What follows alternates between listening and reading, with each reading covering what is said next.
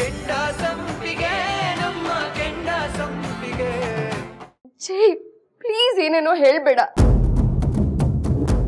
ನಾನು ಅತ್ತೆ ನಂಬಿಕೆನ ಗಳಿಸ್ಕೊಳ್ಳೋದಕ್ಕೆ ಪ್ರಯತ್ನ ಪಡ್ತಿದ್ದೀನಿ.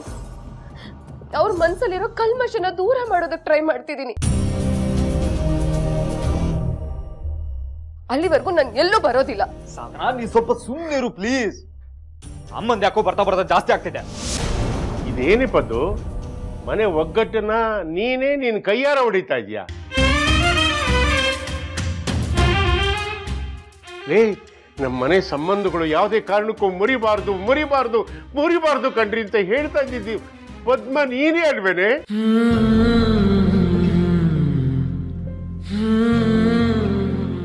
ನೀನ್ ಏನೇ ಹೇಳು ಪದ್ದು, ನೀನ್ ಮಾಡಿದ ರೀತಿ ಇದೆಯಲ್ಲ ನನ್ನ ಮನ್ಸಿಗೆ ತುಂಬಾ ನೋವು ಕೊಡ್ತಾ ಇದೆ.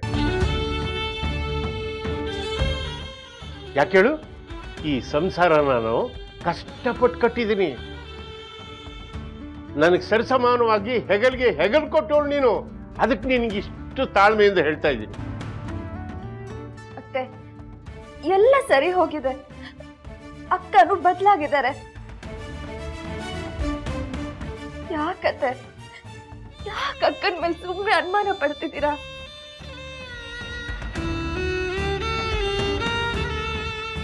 ಅಲ್ಲ ಅತ್ತೆ, ಎಲ್ಲ ಸರಿ ಹೋಗಿದೆ. ಮನೆ ನಂದ ಗೋಕುಲ ಆಗಿದೆ. ಎಲ್ಲರೂ ಸರಿ ಹೋದ್ರು ಅಂತ ನೀವೇ ತಾನೇ ಹೇಳಿದ್ದು. ಈಗ ಯಾಕತ್ತೆ ಅಕ್ಕನ ಮೇಲೆ ಅನುಮಾನ ಪಡ್ತಿದ್ದೀರಾ?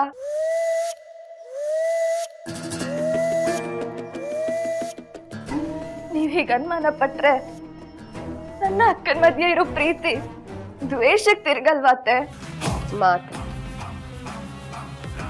ಕೊಡ್ಲೇಬೇಕಾಗಿರೋ ಮಾತ್ರೆನ ಕೊಡ್ತೀವಿ. ಗರ್ಭದಲ್ಲಿ ಏನು ಉಳಿಬಾರ್ದು ಹಾಗೊಂದು ಮಾತ್ರೆ ಕೊಡ್ತೀವಿ.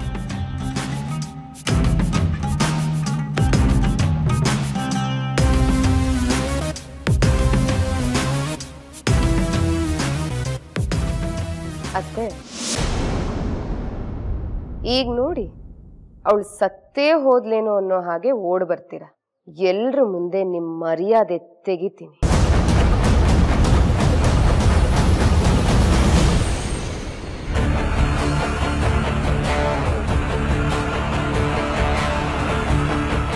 ಅಕ್ಕ ಅಕ್ಕ ನಿಂತ್ಕೊಳ್ಳಿ. ಸಮಾಧಾನ ಆಯ್ತಮ್ಮ ನಿಂಗೆ? ಇವಾಗ ಸಮಾಧಾನ ಆಯ್ತಾ? ಅಮ್ಮ 10 ನಿಮಿಷ ಕೂತ್ಕೊಂಡು ಸಮಾಧಾನವಾಗಿ ಯೋಚನೆ ಮಾಡಿದಿದ್ರೆ ಇಷ್ಟೆಲ್ಲ ಪ್ರಾಬ್ಲಮ್ ಆಗ್ತಾಯ್ತಾ? ಸುಮನವ್ರೆ ಬನ್ನಿ, ನಿಮ್ಮ ಜೊತೆ ಸ್ವಲ್ಪ ಮಾತಾಡಬೇಕು.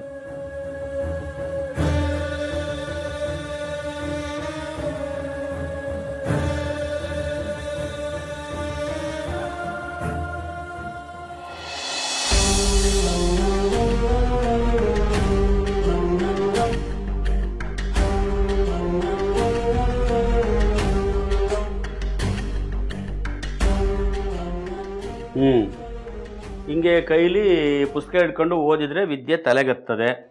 ನೀ ಅದ್ಬಿಟ್ಬಿಟ್ಟು ಗೆಳತಿಯರು ಅವರು ಇವರು ಅಂದ್ಕೊಂಡು 24 ಗಂಟೆ ಫೋನಲ್ಲಿ ಮಾತಾಡ್ಕೊಂಡು ಕೂತಿದ್ರೆ ವಿದ್ಯೆ ತಲೆಗತ್ತದೆ ನಮ್ಮಿ. ಅಪ್ಪ ಯಾವಾಗ ನೋಡಿದ್ರು ಓದು ಓದು ಓದು. ನಾನು ಎಷ್ಟು ಅಂತ ಓದ್ಲಿ? ನೀನ ಮಾತಾಡ್ತಿರೋಳು?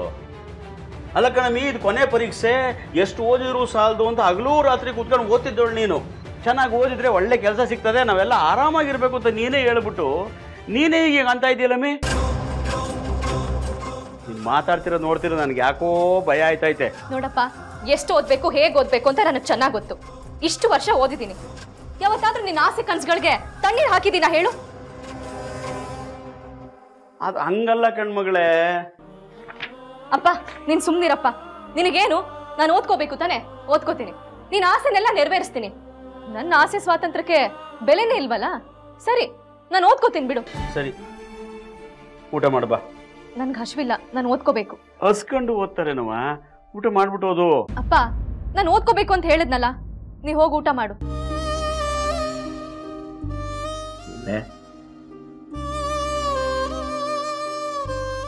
ಮಕ್ಕಳು ಹಸ್ಕೊಂಡಿರಬಾರ್ದು.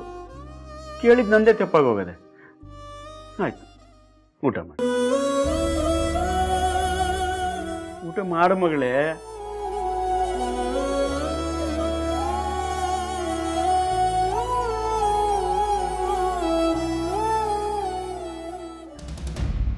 ನಾವೀಗ ಸರಿಯಾದ ಟ್ರ್ಯಾಕ್ ಅಲ್ಲಿ ಇದೀವಿ ಜಾನು. ಇನ್ಮೇಲೆ ಮಾವ ಅತ್ತೆ ಮಾತನ್ನ ಬ್ಲೈಂಡ್ ಆಗಿ ನಂಬೋದಿಲ್ಲ.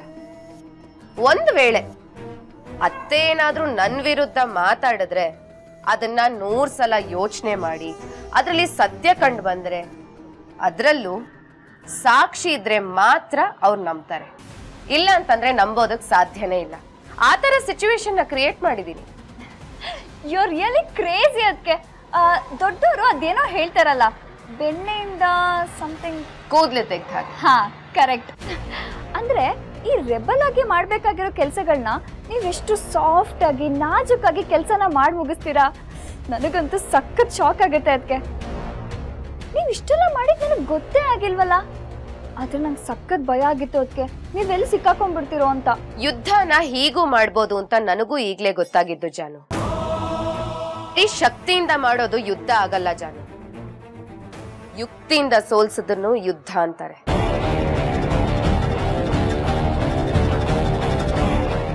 ಇವತ್ ನಿಮ್ಮ ಅಮ್ಮನ ಮೇಲೆ ಆರೋಪ ಬಂದ ಹಾಗೆ ಇನ್ನೂ 1-2 ಆರೋಪ ಹೊರಿಸ್ದೆ ಅಂತ ತಿಳ್ಕೊ. ನಾಳೆನೆ ನನ್ನಿಂದ ಆ ಹೂಮಾರೋಳ್ ಜೀವ ಹೋಗಿ ಅದನ್ನ ನಿಮ್ಮ ಅಮ್ಮ ನೋಡಿ ಬಾಯ್ ಬಡ್ಕೊಂಡ್ರು ಯಾರು ನಂಬಲ್ಲ. ಅದಕ್ಕೆ ನೀವು ಮಾತಾಡ್ತಾ ಇರೋದನ್ನ ಕೇಳಿಸ್ಕೊಡೋದಕ್ಕೆ ಎಷ್ಟು ಖುಷಿ ಆಗ್ತಾ ಇದೆ ಗೊತ್ತಾ. ಆದ್ರೆ ಅಮ್ಮನ ಪರಿಸ್ಥಿತಿ ನೆನ್ಸ್ಕೊಂಡ್ರೆ ತುಂಬಾ ಬೇಜಾರಾಗ್ತಾ ಇದೆ. ಅಮ್ಮನ್ ಯಾಕೆ ಬೇಕಿತ್ತವಳು ಸಾಬ್ರಿ ಅಂತ. ಅವಳನ್ನ ಬಿಟ್ಟು ನಿಮ್ಮನ್ನ ಸೊಸೆ ಅಂತ ಪ್ರೀತಿಯಿಂದ ನೋಡ್ಕೊಂಡು ಹೋದ್ರೆ ಈ ಮನೇಲಿ ಎಷ್ಟು ಚೆನ್ನಾಗಿರುತ್ತೆ ಅಲ್ವಾ. ಜಾನು, ನಿಮ್ಮ ಅಮ್ಮಂಗ್ ಬೇಕಾಗಿರೋದು ಸೊಸೆ ಅಲ್ಲ, ಅವ್ರ ಕೈಗೊಂಬೆ. ಅವ್ರು ಹೇಳಿದಕ್ಕೆಲ್ಲ ಹೂ ಅನ್ಬೇಕು, ಅವ್ರು ಹೇಳಿದ್ದನ್ನೆಲ್ಲ ಮಾಡ್ಬೇಕು, ಅವ್ರು ಹೇಳ್ದಾಗ ಆಡ್ಬೇಕು, ಅವ್ರು ಹೇಳಿದಕ್ಕೆಲ್ಲ ಸೈ ಅನ್ಬೇಕು ಅಂತ ಅವ್ರು ಅನ್ಕೊಂಡಿದ್ದಾರೆ. ಅದಕ್ಕೆಲ್ಲ ಆ ಹೂ ಮಾರೋಳೆ ಸರಿ. ನಾನ್ ಹಾಗಲ್ಲ. ಸರಿಗೆ ಸರಿ, ತಪ್ಪಿಗೆ ತಪ್ಪು. ನಿಷ್ಠೂರವಾಗಿರ್ತೀನಿ, ನಿಷ್ಠೂರವಾಗಿ ಹೇಳ್ತೀನಿ. ನನ್ನಂಥವಳು ಬೇರೆಯವ್ರಿಗೆ ಇಷ್ಟ ಆಗೋದು ಕಷ್ಟ. ಮುಂದೆ ನಿಮ್ ಪ್ಲಾನ್? ಸದ್ಯಕ್ಕೆ ನಿಮ್ಮ ಅಮ್ಮನ ಹತ್ರ ಹೋಗ್ಬೇಕು.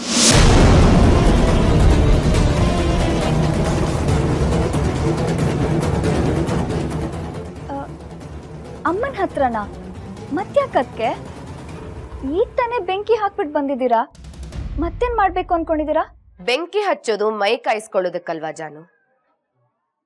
ನಾನೀಗ ನಿಮ್ಮ ಅಮ್ಮನ ಮುಂದೆ ಇನ್ನೂ ಒಂದು ನಾಟಕ ಆಡೋದಕ್ಕೆ ಹೋಗ್ತಾ ಇದ್ದೀನಿ.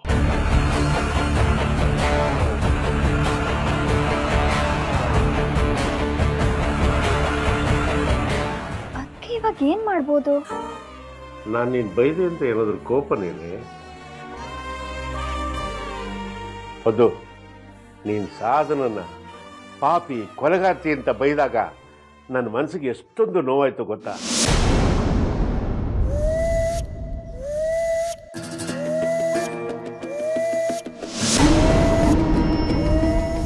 ಅಲ್ಲ ಕಣೆ, ನೀನಷ್ಟು ಬೈತಾ ಇದ್ರು ಆ ಹುಡುಗಿ ಒಂದು ಸತಿನಾದರೂ ನಿನ್ನ ಹಿಂತಿರುಗಿ ಮಾತಾಡ್ತಾ ನಿನ್ನ ಹತ್ರ ಜಗಳ ಮಾಡ್ತಾ? ಇಷ್ಟ್ರ ಮೇಲಾದರೂ ನೀನು ಸಾಧನನ ಅರ್ಥ ಮಾಡ್ಕೊಳ್ಳಿಲ್ಲ ಅಂದರೆ ಹೆಂಗೆ ತುಂಬಿದ ಮನೇಲಿ ಹೆಂಗೆ ಜೀವನ ಮಾಡೋದು? ಯೋಚನೆ ಮಾಡು.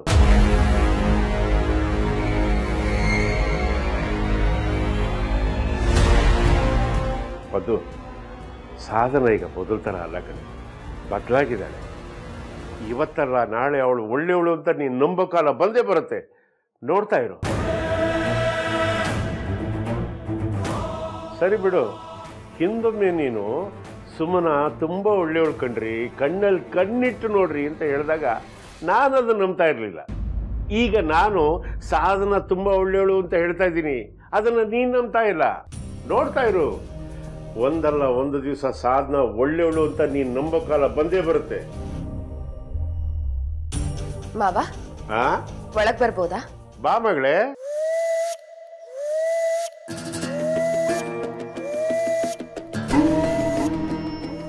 ಸಾಧನ, ಈಗ ನಾನು ನಿಮ್ಮತ್ತೆ ನಿನ್ನ ವಿಷಯನೇ ಮಾತಾಡ್ತಾ ಇದ್ವಿ. ಏನ್ ಮಾವ? ನಿಮ್ಮತ್ತೆ ನಾನು ಸಾಧನನಿಗೆ ಬಾಯಿಗೆ ಬಂದಂಗೆಲ್ಲ ಮಾತಾಡ್ಬಿಟ್ಟೆ, ಅವಳು ಮನಸ್ಸು ತುಂಬಾ ನೋಯಿಸ್ಬಿಟ್ಟೆ ಅಂತ ಮನಸ್ಸಿಗೆ ಬಹಳ ಪಶ್ಚಾತ್ತಾಪ ಪಟ್ಕೊಳ್ತಾ ಇದ್ಲು. ನೀನೇನು ಚಿಂತೆ ಮಾಡ್ಕೋಬೇಡ, ಸಾಧನ ಒಂದು ಸ್ವಲ್ಪನೂ ಮನಸ್ಸಲ್ಲಿ ಇಟ್ಕೊಳ್ಳಲ್ಲ ಅಂತ ಹೇಳ್ತಾ ಇದ್ದೆ ನಾನು. ಅತ್ತೆ, ನೀವ್ ಅಂದಿದ್ ನನ್ಗೇನು ಬೇಜಾರಿಲ್ಲ. ಕೆಲವು ಸಲ ಪರಿಸ್ಥಿತಿ ಸರಿ ಇಲ್ಲದೆ ಇದ್ದಾಗ ವಿಧಿನೂ ನಮ್ ವಿರುದ್ಧ ತಿರುಗಿ ಬೀಳುತ್ತೆ.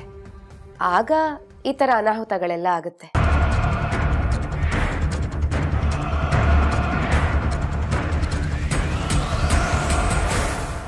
ಹೌದು ಅತ್ತೆ, ತೀರ್ಥ ಸುಮನ ಒಂದಾಗ್ತಾರೆ ಅಂತ ಅನ್ಕೊಂಡಾಗೆಲ್ಲ ಏನೋ ಒಂದ್ ಸಮಸ್ಯೆ ಆಗಿ ಅವರಿಬ್ರು ದೂರ ಆಗ್ತಿದ್ದಾರೆ. ನಾನೆಷ್ಟೇ ಒಳ್ಳೆ ಕೆಲಸ ಮಾಡಿದ್ರು ನಿಮ್ ಕಣ್ಗೆ ಕೆಟ್ಟವಳಾಗೆ ಕಾಣಿಸ್ತಿದ್ದೀನಿ. ಮನೆಯವರೆಲ್ಲ ನನ್ನನ್ನು ಒಪ್ಕೊಂಡಿದ್ದಾರೆ, ಆದ್ರೆ ನಿಮ್ಗೆ ನನ್ನನ್ನು ಒಪ್ಕೊಳ್ಳೋದಕ್ಕಾಗ್ತಿಲ್ಲ.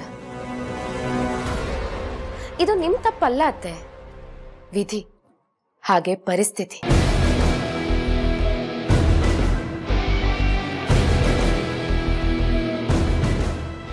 ಮನೆಯಲ್ಲಿ ಹೀಗೆಲ್ಲ ಸಮಸ್ಯೆಗಳಾಗ್ತಿದೆ ಅಂತ ನಾನು ನನ್ನ ಫ್ರೆಂಡ್ ಹತ್ರ ಶೇರ್ ಮಾಡ್ಕೊಂಡೆ.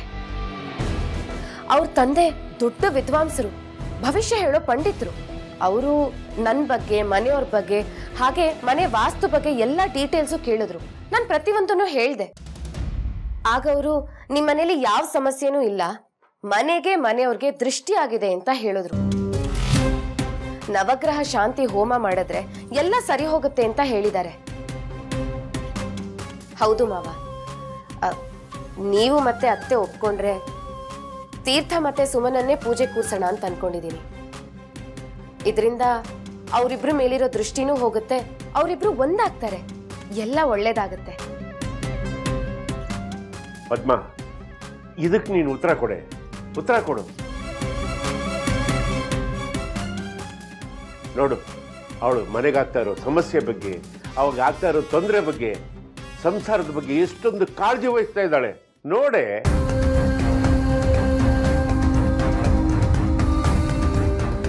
ಇದನ್ನ ನೋಡಿ ನನಗೆ ತುಂಬಾ ಖುಷಿ ಆಗ್ತಾ ಇದೆ ಪದ್ಮ, ತುಂಬಾ ಖುಷಿ ಆಗ್ತಾ ಇದೆ. ಸುಮ್ಮನೆ ಕೂತ್ಕೊಂಡ್ಬಿಟ್ರೆ ಹೇಗೆ? ಈ ಪೂಜೆ ಬಗ್ಗೆ ನಿನ್ನ ಅಭಿಪ್ರಾಯ ಏನು ಅಂತ ಹೇಳು ಪದ್ಮ, ಹೇಳೆ.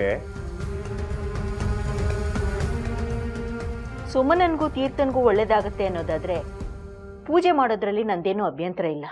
ಅಯ್ಯೋ ದಡ್ಡಿ, ಅವರಿಬ್ಬರಿಗೆ ಮಾತ್ರ ಅಲ್ಲ ಕಣೆ, ನಿಮ್ಮಿಬ್ಬರಿಗೂ ತುಂಬಾ ಒಳ್ಳೇದಾಗುತ್ತೆ. ಮುಖ್ಯವಾಗಿ ನಿಮ್ಮಿಬ್ಬರ ನಡುವೆ ಬಂದಿರುವಂತ ಮಿಸ್ಅಂಡರ್ಸ್ಟ್ಯಾಂಡಿಂಗ್ಸ್ ಇದೆಯಲ್ಲ, ಅದು ತಾನಾಗೆ ದೂರ ಆಗುತ್ತೆ. ನೋಡು ಮಗ, ಒಂದು ಪೂಜೆ ಮಾಡೋದ್ರಿಂದ ಇಷ್ಟೆಲ್ಲ ಒಳ್ಳೇದಾಗುತ್ತೆ ಅನ್ನೋದಿದ್ರೆ ಯಾಕೆ ಬಿಡ್ಬೇಕು? ಖಂಡಿತವಾಗ್ಲು ಪೂಜೆಗೆ ಏನು ಬೇಕೋ ಎಲ್ಲ ಏರ್ಪಾಡು ಮಾಡು. ಹೋಗುತ್ತಾಯಿ. ಸರಿ ಮಾವ. ಅತ್ತೆ, ಹಾಗೆ ನಮ್ ಗುರುಗಳು ಹೇಳ್ತಿದ್ರು, ಶ್ರಾವಣದಲ್ಲಿ ಎಲ್ಲ ಸರಿ ಹೋಗುತ್ತೆ, ಮನೆಯಲ್ಲಿ ಮಂಗಳಕರವಾದ ಕಾರ್ಯಗಳು ನಡೆಯುತ್ತೆ ಅಂತ.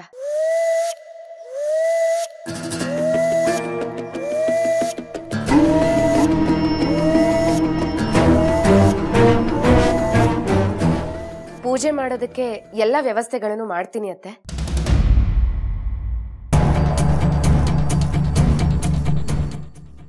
ಇವಳು ಮಾತೊಂದು ಹೇಳ್ತಾ ಇತ್ತು, ಕಣ್ಣು ಇನ್ನೊಂದು ಹೇಳ್ತಾ ಇತ್ತು. ಇವಳು ವ್ಯಂಗ್ಯವಾಗಿ ನಗ್ತಾ ಇದ್ಲು ಅಂತ ನನಗನ್ನಿಸ್ತಾ ಇದೆ. ಅಯ್ಯೋ ದೇವ್ರೆ, ನನಗೆ ಕಾಣ್ತಾ ಇರೋದು ಇವ್ರಿಗೆ ಕಾಣ್ತಾ ಇಲ್ವಲ್ಲ? ಅಥವಾ ನಾನು ನಿಜವಾಗ್ಲೂ ಸಾಧನ ಬಗ್ಗೆ ತಪ್ಪಾಗಿ ತಿಳ್ಕೊಂಡಿದ್ದೀನಾ? ಅರ್ಥ ಆಗ್ತಿಲ್ವೇ?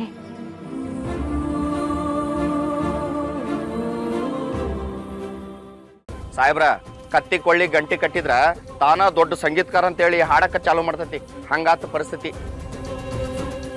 ದೊಡ್ಡ ಕಾಂಟ್ರಾಕ್ಟರ್ ಅಂತ ಹೇಳಿ ಮರ್ಯಾದೆ ಕೊಟ್ರ ಇವ್ರು ಬಾಯಿ ಬಂದಂಗ ಮಾತಾಡ್ತಾರೆ ಸಾಹೇಬ್ರ. ಅದೇನೋ ನಾಯಕರು ಅವ್ರನ್ನ ಕರೆಸಿ ಸಮಾಧಾನ ಮಾಡಬೇಕು ಅಂತ ಹೇಳಿದ್ದಾರೆ.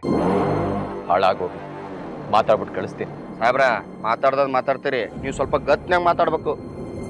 ಗತ್ತೇನ್ರ ಬಿಟ್ಕೊಟ್ರ ಮುಗಿದು ಹೋದ್ ಕತಿ. ಸಾಹೇಬ್ರ ಬಂದ್ರು. ಕೂತ್ಕೊಳ್ಳಿ. ಸಾಹೇಬ್ರ, ಅದೇನೋ ಹೇಳ್ತಾರಲ್ರಿ, ಅಲ್ಪನ್ಗೆ ಐಶ್ವರ್ಯ ಬಂದ್ರೆ ಅರ್ಧ ರಾತ್ರಿ ಕೊಡೆ ಹಿಡ್ದಂತ. ಹಂಗೆ ಯೋಗ್ಯತೆ ಇಲ್ದವ್ರಿಗೆ ಜಾಸ್ತಿ ಮರ್ಯಾದೆ ಕೊಟ್ರ ಕಾಲ್ ತೆಗೆದು ಕೈಗೆ ಇಟ್ಕೊತಾರಂತ. ಈಗ ನಾನ್ ಮಾತಾಡಕ್ ಬಂದಿರೋದು ಅವ್ರ ಹತ್ರ, ನಿಂದೇನೋ ಇಲ್ಲಿ ಕೆಲ್ಸ, ನಡಿಯೋ ಆಚೆ. ಮಿಸ್ಟರ್ ವಿಶ್ವಾಸ್, ನಿಮ್ಮನ್ನ ಇಲ್ಲಿಗೆ ಕರೆಸಿರೋದು ಮಾತುಕತೆಗೆ, ನಿಮ್ ದರ್ಪ ನೋಡೋದಕ್ಕಲ್ಲ. ಅದೇನ್ ಮಾತಾಡೋದಿದೋ ಬೇಗ ಮಾತಾಡ್ ಮುಗಿಸಿ, ನನಗ್ ಬೇರೆ ಕೆಲ್ಸ ಇದೆ. ಸರಿ, ಹಾಗಾದ್ರೆ ನೀವು ಹೊರಡ್ಬೋದು. ನೀವು ಫ್ರೀ ಆದ್ಮೇಲೆ ಬನ್ನಿ. ಮಾರಿ ಅನ್ನೋದು ತೋಯ್ಸಿದ್ ಮಂಡಕ್ಕೆದಂಗಾತು. ಶಂಕರೇಗೌಡ್ರು ಹೇಳಿದ್ಮೇಲೂ ಇಷ್ಟೊಂದು ದುರಾಂಕಾರನ? ನೀವು ಟೆನ್ಷನ್ ಮಾಡ್ಕೋಬಿಡಿ, ನಾನು ಮಾತಾಡ್ತೀನಿ. ನಾವು ಇರೋದೇ ಅದಕ್ಕೆ ಅಲ್ವಾ? ಸರ್ ನೀವು ಹೇಳಿ ಸರ್, ನಾವು ಫ್ರೀಯಾಗೇ ಇದ್ದೀವಿ, ನೀವು ಹೇಳಿ. ನೋಡಿ ವಿಶ್ವಾಸ್, ನಾವೊಂಥರ ಬಂಡಿ 2 ಚಕ್ರ ಇದ್ದಂಗೆ. 1 ಚಕ್ರ ಕೇಟಾದರೂ ಬಂಡಿ ಮುಂದಕ್ಕೆ ಹೋಗಲ್ಲ. ನಿಮಗೂ ಗೊತ್ತಾಗಿದೆ ಅಂತ ಅನ್ಕೋತೀನಿ. ನಾಯಕರು ನಿಮ್ಮನ್ನ ಕರೆಸಿ ಮಾತಾಡಿಸ್ಬೇಕು ಅಂತ ಹೇಳಿದ್ಕೆ ನಿಮ್ಮನ್ನ ಕರೆಸಿರೋದು. ಇದರ ಅರ್ಥ ಸೋತ್ ಕರ್ಸಿದ್ದೀನಿ ಅಂತ ಅಂದ್ಕೊಂಡು ನಾಲ್ಗೆ ಉದ್ದಕ್ಕೆ ಹರಿಬಿಟ್ರೆ ಕೇಳಿಸ್ಕೊಳ್ಳೋದಕ್ಕೆ ನಾನು ರೆಡಿ ಇಲ್ಲ. ಕೇಳಿಸ್ಕೊಳ್ದೆ ಇನ್ನೇನ್ರಿ ಮಾಡ್ತೀರಾ? ನಿಮಗೆ ಮೊದಲೇ ಹೇಳಿದ್ದೀನಿ, ಈ ವ್ಯವಹಾರನ ನಾವು ತಲಾಂತರದಿಂದ ಮಾಡ್ಕೊಂಡು ಬಂದಿದ್ದೀವಿ. ನಾನು ಮೊದಲೇ ಹೇಳಿದ್ದಲ್ವಾ, ನಿಮ್ಮಂಥ MLAಗಳನ್ನ ನಮ್ಮ ಫ್ಯಾಮಿಲಿ ಸುಮಾರು ನೋಡ್ಬಿಟ್ಟಿದ್ದೀವಿ ಅಂತ. ಈ ಹಳೆ ಅಗ್ರಿಮೆಂಟ್ನ ಕ್ಯಾನ್ಸಲ್ ಮಾಡಿರಿ, 15% ಕೊಡ್ತೀನಿ, ಅದನ್ನೇ ಓಕೆ ಮಾಡ್ಕೊಳ್ಳಿ. ನನ್ನನ್ನೇ ನಿಮ್ಮ ಚಮಚ ಅಂತ ಅನ್ಕೊಂಡಿದ್ದೀರಾ? ಏನ್ರಿ ನಾಯಕ್ ಹೇಳಲಿಲ್ವಾ? ಅದಕ್ಕೆ ಕರೆಸಿ ಮರ್ಯಾದೆಯಿಂದ ಮಾತಾಡ್ತಾ ಇದ್ದೀನಿ.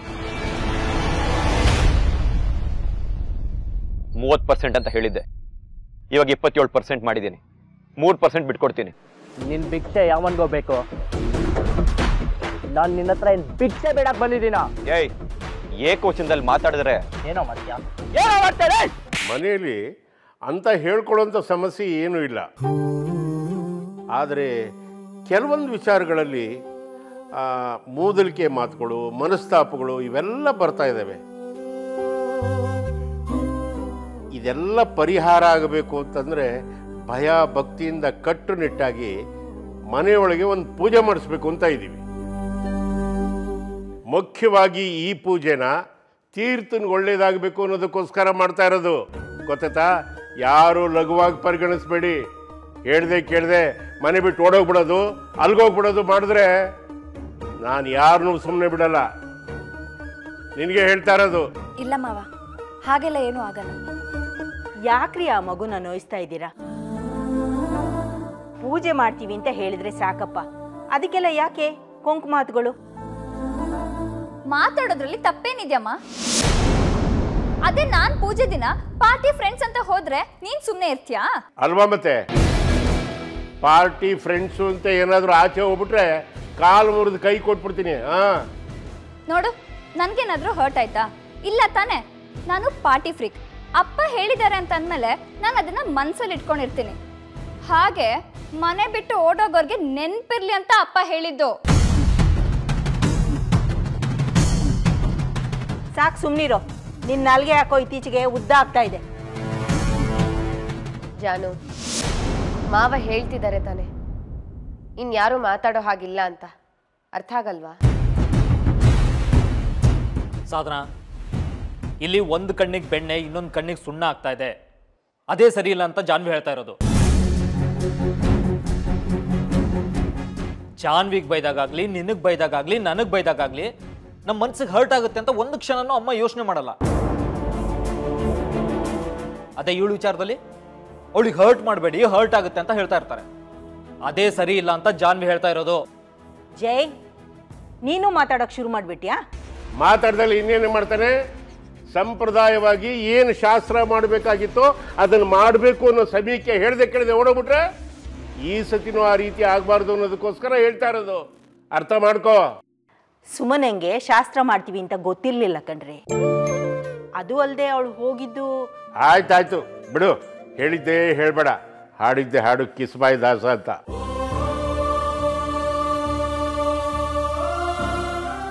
ಮನಸ್ಸಿನಲ್ಲಿ ಏನಾದ್ರೂ ಬೇಜಾರಿದ್ರೆ, ಕಿರಿಕಿರಿದ್ರೆ, ಏನಿದ್ರು ಈಗಲೇ ಬಾಯ್ಬಿಟ್ಟು ಹೇಳ್ಬಿಡಿ. ಪೂಜೆ ದಿವಸ ಯಾರು ಟೊಕ್ ಅನ್ನಬಾರ್ದು. ಹೇಳಿರ್ತೀನಿ.